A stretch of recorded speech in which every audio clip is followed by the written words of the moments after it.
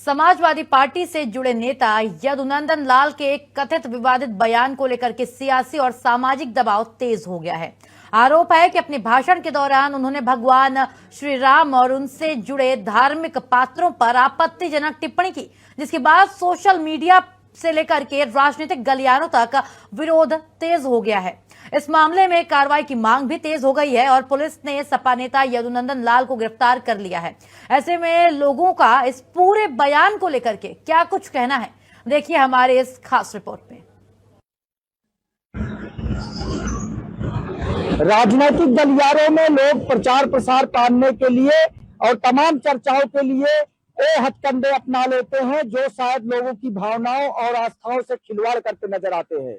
अब ऐसा ही बयान एक बार फिर से सामने आया है, जहां हरदोई में समाजवादी पार्टी के बड़बोले नेता यदुनंदन लाल ने रामचरितमानस और उनसे जुड़े पात्रों मर्यादा पुरुषोत्तम श्री राम और माता कौशल्या और हनुमान चालीसा से संबंधित विवादित बयान देकर जहां आस्था और धर्म से खिलवाड़ करने की कोशिश की है, वहीं इस मामले में एक बार फिर से चर्चा शुरू हो गई है।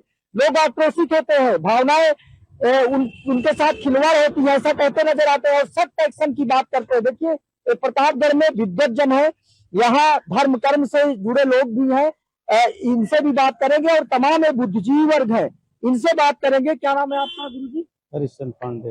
ये जो बयान दिया सपा नेता ने, राजनीतिक पार्टी से जुड़े हुए हैं हालांकि, लेकिन ये बयान कहीं से आपके समझ में आता है कैसे बयान देने की जरूरत होती है लोगों को? दरअसल आज जो नेता बन रहा है, पहले बात तो वेद शास्त्र को जानता नहीं, अंगूठा छाप है।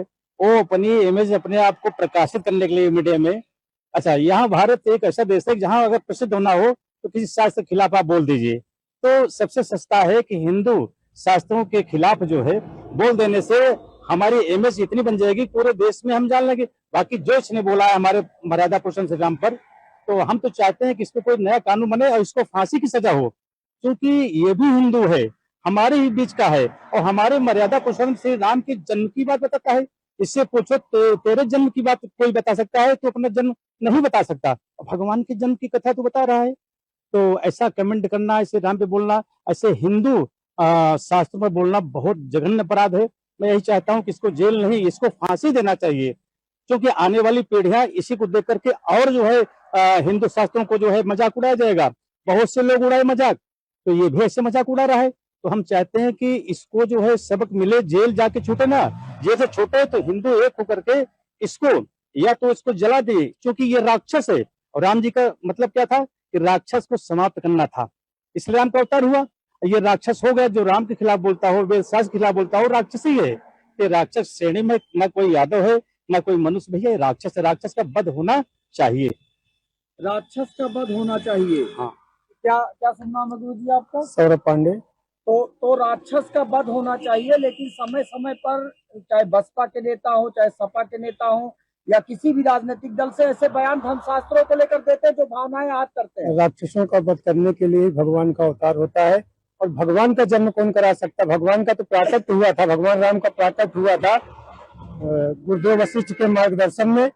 और जो भी यह बयानबाजी उन्होंने किया वो निंदनीय है, और उनका भी संहार करने के लिए भगवान पुनः इस पृथ्वी पर अवतरित होंगे मानव के रूप में ही, और उनका भी संहार करेंगे। नहीं, ऐसे लोगों के खिलाफ क्या प्रावधान होना चाहिए? इनके लिए घोर कड़ी से कड़ी सजा देनी चाहिए। जैसा कि हमारे गुरुदेव ने कहा कि इन्हें फांसी के फंदे पर लटकाया जाना चाहिए, इन्हें जिंदा जला देना चाहिए। ऐसे अपराधियों को, जो भी सनातन के प्रति, हमारे प्रभु श्री राम के प्रति ऐसा बयानबाजी करे, उसके लिए ऐसी सजा देनी चाहिए। और कलयुग के देवता हनुमान जी है, सप्त चिरंजीवों में हनुमान जी की गणना की जाती है। तो ये क्या वेद शास्त्रों को काट सकते हैं? ये एक पुस्तक लिखकर दिखाएं, अपनी कोई पुस्तक लिखकर दिखाएं, उसमें किसी भी आराध्य का वर्णन करें। वाल्मीकि रामायण की बात करते हैं जी, वाल्मीकि हमारा पुराना रामायण है, प्राचीन रामायण है, जिसमें वाल्मीकि रामायण में माता कौशल्या ने गुरुदेव वशिष्ठ के उत्कृष्ट कामेष्टि यज्ञ में उनके मार्गदर्शन पर कार्य किया था, न कि जो है उनसे उत्पन्न हुए भगवान श्री राम। और भगवान राम का प्राकट्य हुआ, जन्म नहीं हुआ है। हमारे भगवान का हमेशा प्राकट्य होता है।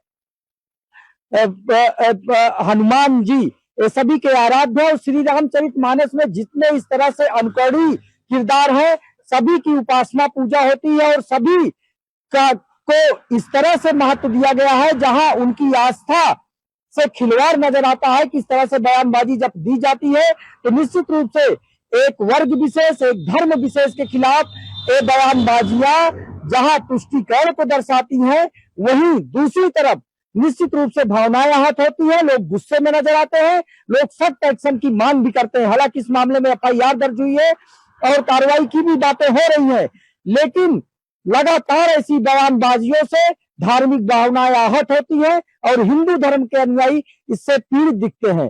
प्रतापगढ़ से शिव मोहन शुक्ला, इंडिया न्यूज।